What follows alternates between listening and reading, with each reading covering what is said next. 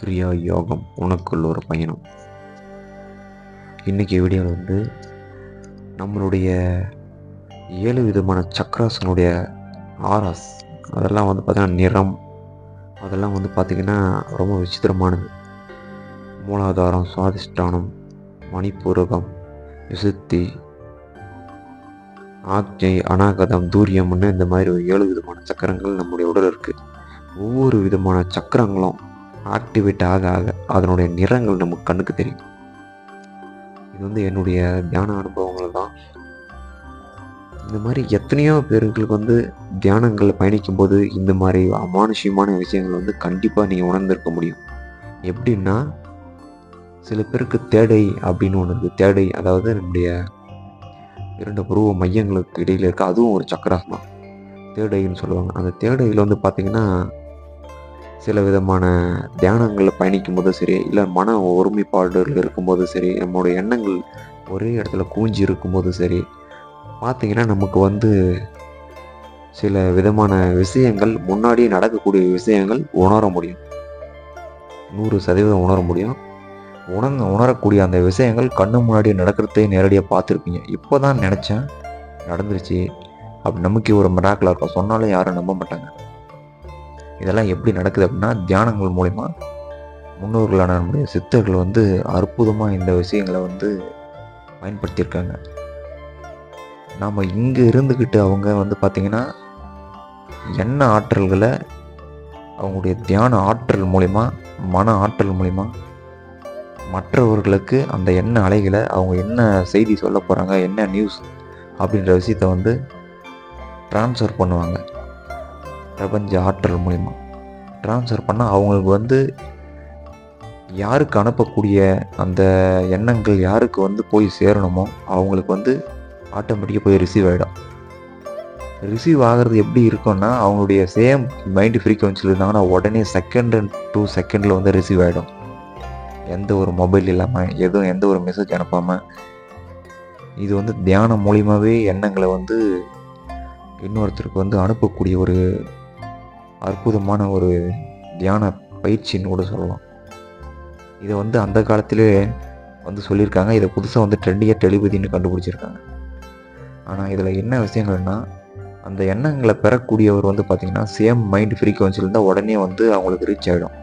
அப்படி இல்லை அப்படின்னா, யாரோ ஒருத்தர் நண்பரோ ஃப்ரெண்டோ யாரோ ஒருத்தர் நினைக்கிறாங்க, இல்லை யாரோ ஒருத்தர் எண்ணங்களை ஷேர் பண்ணுறாங்க, இந்த விஷயத்தை அவனுக்கு சொல்லணும், டைம் இல்லை அப்படின்னு நினச்சிட்டு இருப்பாங்க. ஆனால் அடுத்த செகண்டில் பார்த்தீங்கன்னா, அடுத்த ஒரு 1/2 hour பார்த்தீங்கன்னா அவன் ஃபோன் பண்ணுவான், இல்லை நேரடியாக வருவாங்க, இல்லை யார் மூலியமாவோ அவங்களுடைய அந்த நபருடைய பேர் நமக்கு சொல்லுவாங்க. இந்த மாதிரி நிறைய பேர் வாழ்க்கையில் நடந்திருக்கும். இதெல்லாம் எப்படின்னா, எல்லாமே நம்முடைய பிரபஞ்சத்துக்கும் இந்த அண்டத்துக்கும் நம்மளுடைய உடல் இருக்கிற ஒரு அண்டமான அந்த ஒரு நம்மளுடைய உடல் இருக்கிற அந்த உயிர் ஒலிக்கும் நெருங்கிய சம்மதம் உண்டு.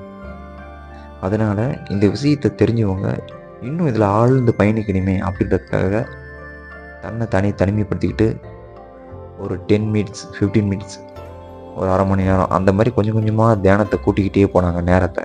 அப்போ தியானத்தை அதிகரிக்க என்ன நடக்குதுன்னா, ஒரு யோகியர் உடலில் பார்த்திங்கன்னா 6 நிலை புள்ளிகள் சுவாசம் சுழன்று செல்லும். ஒரு யோகியின் உடலில் அந்த 6 விதமான காற்றின் முடிச்சு மையம் சக்கரங்கள் மூலமா நம்முடைய காற்று சுவாசம் சுழன்று செல்லும். அப்போ சுழன்று செல்லும் போது என்ன ஆகுன்னா, பிரபஞ்சத்தில் இருக்கிற அந்த ஆற்றல் நமக்குள்ளே இருக்குது இல்லைங்களா, அது என்ன நடக்கும்னா, அந்த நமக்கு உடல் அந்த 7 விதமான சக்கரத்திற்குள்ளே இருக்கிற அந்த ஒளி ஒவ்வொரு சக்கராஸாக வெளிப்படை செய்யும். சுழன்று செல்லக்கூடிய அந்த காற்று ஒவ்வொரு சக்கராஸாக எனர்ஜியஸ் ஆகிட்டே வரும். அப்போ எனர்ஜி ஆகும்போது என்ன நடக்குன்னா, ஒவ்வொரு உடலுக்கும் ஒவ்வொரு விதமான நிறங்கள் தோன்ற ஆரம்பிக்கும். வெளியில் அகத்திலும் சரி புறத்திலும் சரி, உடலுக்குள்ளே நம்முடைய கண்களை மூடி இருக்கும்போது எப்படி நம்ம கனவுகள் ஒரு திரைப்படத்தில் பார்க்கக்கூடிய அத்தனை நிறங்களும் எப்படி தெளிவாக ஒரு விஷயத்தை பார்க்குறோமோ, அந்த விஷயங்கள் ஒரு மரம், இயற்கை, பச்சை நிறம் எப்படி நம்ம கனவுல நேரடியாக ஒரு திரைப்படத்துக்கு போயிட்டு ஒரு தியேட்டரில் உட்காந்து பார்த்தா எப்படி அதனுடைய இயற்கை காட்சிகளை பார்த்தா எப்படி தெரியுதோ அதே மாதிரி நம்முடைய கனவுகளும் தெரியும். பார்த்துருப்பீங்க, நிறைய பேரும் உணர்ந்துருப்பீங்க. அதே மாதிரி எப்படி நிறுத்த அந்த விஷயங்களை உணர்றவங்களோ கனவுல, அதே மாதிரி தியானங்கள் முடிச்ச அப்புறம் தியானங்களை பண்ணிட்டு இருக்கும்போதும் சரி, அந்த தியானங்களை விட்டு வெளியே வந்ததுக்கப்புறம் சரி, நிறங்கள் தோன்ற ஆரம்பிக்கும். எப்படின்னா, மூலாதாரம் எனர்ஜியஸ் ஆயிடுச்சு, ஃபுல்லாக ஸ்டோரேஜ் ஆயிடுச்சு எனர்ஜி அப்படின்னா ரெட்டு கலர் ஆரம்பிக்கும். ரெட்டு கலரில் தெரிய ஆரம்பிக்கும். ஒரு சின்ன டாட்டாக தெரியும். மேலே சும்மா அப்படியே ஏதாவது ஒரு விஷயத்த பார்ப்பீங்க, நோட்டோ புத்தகமோ, இல்லை உங்களுக்கு பிடிச்ச மொபைலோ, இல்லை வேறு ஏதாவது ஆகாயத்தையோ, இல்லை வேறு எங்கேயோ நேச்சுரலாக எங்கேயோ பார்த்துட்டு இருக்கும்போது பளிச்சுன்னு மின்னி மறையும். ஒரு டாட்டு தான், சின்ன ஒரு டாட்டு தான், டக்குன்னு மின்னி மறையும். அதுக்கப்புறம் எல்லோ கலர், அதுக்கப்புறம் ஆரஞ்சு, அதுக்கப்புறம் green, light blue, dark blue, அப்புறம் இந்த கத்திரிப்பூ கலர் நிறம் டிஃப்ரெண்ட்டாக இருக்கும். அதெல்லாம் ஒரு சிலருக்கு வெண்மையான ஒளி பளிச்சுன்னு தோன்றி மாறியும். இது அவங்கவுங்க உடலுக்கு சக்கரங்களுக்கு ஏத்தாப்புல நிறங்களுடைய மாறுபாடு வெவ்வேறு மாதிரி இருக்கும். அது அவங்கவுங்களே தியானத்துக்குள்ளே பயணிக்க தான் அதை உணர முடியும். அதுக்கப்புறம் ஒரு யோகியின் சாதனையால் ஜீவசக்தி மேல்புறம் ஒடுங்கி ஒரு புள்ளியில் குவிதல். அதாவது ஒரு யோகி இருக்காங்கன்னா அவங்க தியானத்தில் அப்படியே பயணித்து போக போக போக நம்முடைய உடலுக்குள்ளே இருக்கிற ஆற்றலும் சரி, வெளியே இருக்கிற பிரபஞ்ச ஆற்றலும் சரி, ஒரு புள்ளியில் குவிய ஆரம்பித்து ஒடுங்க ஆரம்பிக்கும். கொஞ்சம் கொஞ்சமாக ஜீவசக்தி மேல்புறமும் ஒடுங்கி ஒரு புள்ளி குவிய ஆரம்பிக்கும். நம்முடைய ஜீவசக்தி ஆற்றல் கொஞ்சம் கொஞ்சமாக தியானத்தில் பயணித்து செல்ல அந்த ஆற்றலானது ஒடுங்கி பயணிக்க ஆரம்பிக்கும் உடலுக்குள்ளேயே. அப்போ என்ன நடக்கும் அப்படின்னு பார்த்தீங்கன்னா, நமக்குள்ள செயல்படக்கூடிய அனைத்து விஷயங்களும் பிரபஞ்சத்தில் எப்படி ஒவ்வொரு செகண்டுக்கும் ஒவ்வொரு மாற்றங்கள் நிகழ்ந்துகிட்டே இருக்கோ, தியானத்தில் பயணிக்க உடலுக்குள்ள நல்ல மாற்றங்கள் ஒவ்வொரு செகண்டு நடந்துக்கிட்டே இருக்கும். ஆனால் நம்மளுக்கு தெரியாது. பக்கத்தில் நிற்பாங்க, நீ மெடிடேஷன் ஹெவியாக பண்ணிட்டு போயிட்டு ஒரு ஒர்க்கை பண்ண பாருங்கள். அந்த ஒர்க்கு சக்ஸஸில் அப்படியே நடைபெற ஆரம்பிக்கும். அது மட்டும் இல்லாமல் உங்கள் பக்கத்தில் சண்டை போட்டவங்களாக இருந்தாலே பேச ஆரம்பிப்பாங்க. ஏன்னா பாடி ஹீலிங் பவர், எனர்ஜி, அப்படியே அந்த பாசிட்டிவ் வைப்ரேஷன், அப்படியே அந்த அனல் மாதிரி எப்படி ஒரு நெருப்பு அப்படியே பற்றி அப்படியே அந்த அனல்கள்லாம் அப்படியே விரிஞ்சு பறந்து அப்படியே அந்த ஒளியை மிதக்குதோ, அந்த மாதிரி உங்கள் பாடி மேலே ஒரு ஆரா ஃபார்ம் ஆகும்போது என்ன நடக்குன்னா, பாசிட்டிவ் அனல் எப்படி இருக்கும், அந்த நெருப்பு மாதிரியான ஒரு கண்ணுக்கு தெரியாத ஒரு இன்விசிபிள் எனர்ஜி. அது கண்ணுக்கு தெரியாது. ஒரு காந்தம் இருக்கா, ஆப்போசிட்டு ஒரு இரும்பு துண்டு இருக்கா, கிட்ட எடுத்துகிட்டு போனால் இழுக்கும். அப்போ சென்ட்ரல் இருக்கிறது என்ன, அந்த கேப் என்ன, இன்விசிபிள் எனர்ஜி. அந்த மாதிரி தான் நமக்குள்ளே இருக்கிற அந்த பிரபஞ்ச ஆற்றலானது இன்விசிபிள் ஆற்றல். அப்போது என்ன நடக்குன்னா, நண்பர்கள் அவங்கள அறியாமலே நம்மக்கிட்ட ஒரு அன்பு உருவாகும், இனம் புரியாத ஒரு அன்பு உருவாகும். ஆக இதை நன்மைக்காக மட்டுமே பயன்படுத்தணும். இதில் என்ன நடக்கும்னா, பயணிக்க பூர்வ ஜென்ம கர்ம வினைகள் சிறிதாக குறைய ஆரம்பிக்கும். ஏன்னா நமக்கு அதிகமாக பிரச்சனை இழுத்துட்டு கொடுக்குறது 3 விஷயம்தான்.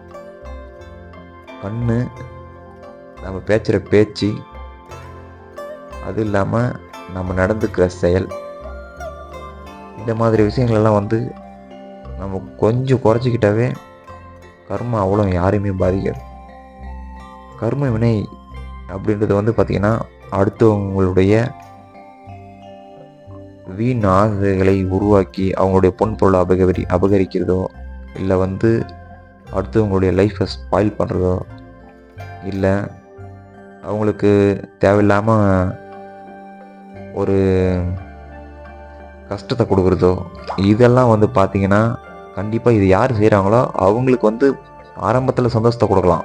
ஆனால் ஃப்யூச்சரில் எத்தனை மடங்கு அவங்க ஒருத்தருக்கு நல்லது செய்கிறாங்களா, உண்மையை சொல்லி நல்லது செய்கிறாங்களா, அதே உண்மையான நல்லது ஃப்யூச்சரில் அவங்க பயணிக்கிற பயணத்தில் எண்டிங்கில் வர ஆரம்பிக்கும், 3 மடங்காக வர ஆரம்பிக்கும்.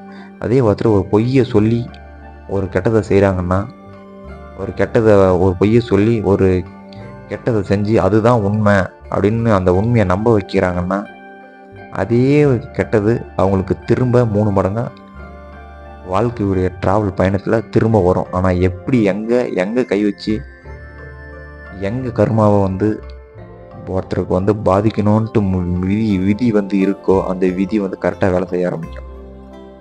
இந்த மாதிரியான விஷயங்கள் வந்து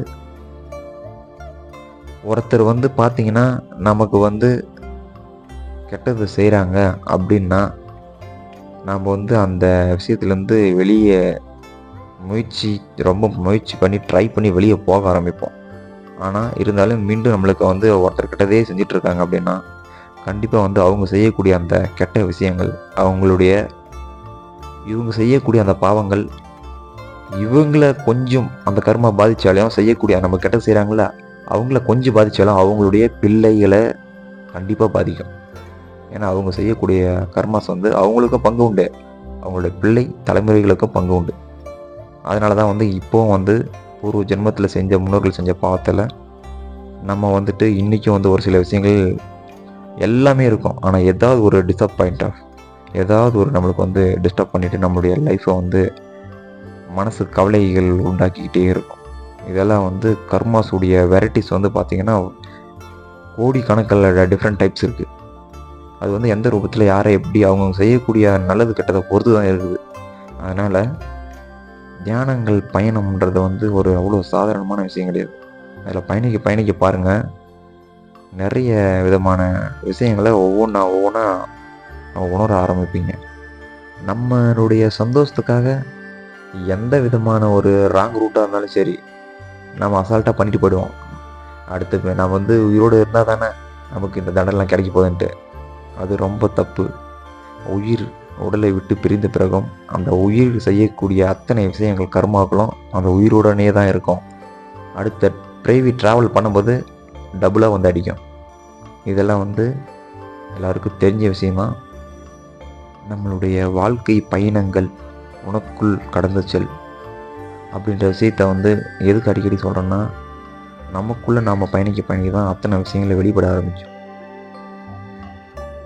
ஒருத்தருடைய மனசில் இருக்கிற விஷயங்கள் வெளியே வந்து எப்படி வந்து முன்னோர்கள் வந்து அந்த சித்தர்கள் வந்து கண்டுபிடிக்கிறாங்கன்னா அவங்களுடைய கண்கள் வெளியே பிரதிபலிக்கும். அகத்தின் அழகு முகத்தில் தெரியும் அப்படின்லாம் நீங்கள் கேள்விப்பட்டிருக்கேன். அந்த மாதிரியே ஒருத்தருடைய மனசு வெளியே வந்து பார்க்குறதுக்கு ரொம்ப அற்புதமாக தெரிவாங்க. ஆனால் உள்ளுக்குள்ளே அவன் நல்லவனை கெட்டவனை எப்படி வச்சு கண்டுபிடிக்கிறாங்கன்னா அகத்தின் அழகு முகத்தின் தெரியான்ற மாதிரி அவங்களுடைய கண்களில் வந்து ஒருத்தரை பார்த்தோம்னா அவங்களுடைய ஆன்மாவே நுழைஞ்சி பார்க்குற அளவுக்கு ஆற்றல் தியானத்து மூலமாக பெற்றிருந்தார்கள் நமது முன்னோர்களான சித்தர்கள். அதனால் இந்த தியானத்துடைய மகிமை வந்து ரொம்ப அற்புதம். தியானத்து மூலிமா வந்து இருந்த இடத்துலேருந்தே சிலர்களுடைய உணர்வுகளை ஈஸியாக நம்மளால் புரிஞ்சிக்க முடியும். மெடிடேஷனில் ஒருத்தன் நல்லவனா கட்டினா எனக்கு தெரிஞ்சவன் நான் தியானத்தில் உட்காந்து பண்ணுறேன்டா அப்படின்னு பண்ணி பார்த்தீங்கன்னா அவன் பின்னாடி போயிட்டு நீங்கள் சுற்றி நல்லவனா கட்டவனா அவங்க கூட பழகி கண்டுபிடிக்கிற அவசியமே கிடையாது. ஆட்டோமேட்டிக்காக ரிசல்ட் டக்குன்னு வந்துடும். தியானத்தில் இது மத்தியில் இன்னும் நிறைய ரகசியங்கள் கூடியிருக்கு. தியானத்தில் வந்து பார்த்திங்கன்னா வெளிப்புறத்தில் பிரபஞ்ச ஆற்றல் சூழுதல், உடலுக்குள்ளும் சுவாசம் ஒரு புள்ளியில் ஒடுங்குதல். வெளிப்புறத்தில் இருக்கக்கூடிய அந்த பிரபஞ்ச ஆற்றலை நம்முடைய வெளியில் மொத்தமாக ஆல்ரெடி இருக்கும். அது வெளிப்புறம் மட்டும் இல்லை, அந்த வெளிப்புறம் இருக்கிற ஆற்றலில் உள்ளுக்குள்ளே நம்ம உடல் உறிஞ்சப்பட்டு நம்முடைய வந்து கை ரேகைகள்லாம் பார்த்திங்கன்னா ஒரு சோலார் பேனல், கால் ரேகைகளும் ஒரு சோலார் பேனல், கண்கள் வந்து அந்த கருவிழி வந்து பார்த்திங்கன்னா ஏன் மேலே பார்த்தா சிலர் வந்து சித்தர்கள் வந்து பார்த்திங்கன்னா சில பேர் ஆகியத்தை பார்த்தபடியே இருப்பாங்க. அதெல்லாம் ஏன் அந்த மாதிரி நடக்குதுன்னா அந்த வான்காந்த ஆற்றலில் உறிஞ்சிக்கிட்டு இருப்பாங்க. இல்லை வந்து யாருக்கிட்டையாவது ஒரு அந்த பரபிரம்மமாக இருக்கட்டும் இல்லை இறைசக்தியாக இருக்கட்டும் யாருக்கிட்டையாவது ஒரு கனெக்ஷன் தொடர்புலேயே இருப்பாங்க. அவங்கள தொட்டு என்னடா பார்த்துட்டு இருக்க அப்படி என்னடா கூப்பிட்ட பின்னாடி அவன் திடீர்னு திரும்பி பார்ப்போம். அப்போ பார்க்கும்போது என்ன நடக்கும்னா இன்னும் என்ன இல்லைடா அப்படின்னுவோம். அப்போது என்ன நடக்குதுன்னா நம்ம அறியாமையே நம்ம எத்தனையோ முறை பரபிரம்மத்தோட கனெக்டிங்கில் தான் இருக்கும். ஆனால் அதனுடைய பயணங்களை தான் நம்ம யாரும் பண்ணுறதில்ல. அந்த பயணங்கள் தான் தியானம், அந்த பயணங்கள் தான் கிரியா யோகம். அப்போது பிரபஞ்சத்தில் இருக்கிற அந்த பிரபஞ்ச ஆற்றல் வெளிப்புறமும் சூழ்ந்து தான் இருக்குது, நமக்கு உள்ளவும் சூழ்ந்து தான் இருக்குது. அப்போ இது ரெண்டுத்துக்கிட்டே கனெக்ட் ஆனால் தான் மோட்சம், முக்தி, பிறவா நிலை, இரவா நிலை அப்படின்ட்டு பல வெரைட்டிஸான சமாதி நிலைகளில் வந்து சிலர் அடைஞ்சிடுறாங்க.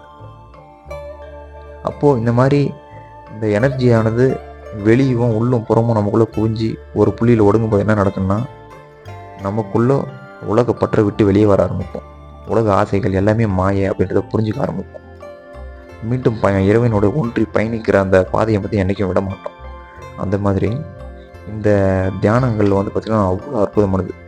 ஒரு யோகியின் உடலுக்குள் பிரபஞ்ச ஆற்றல் சூழுதல்.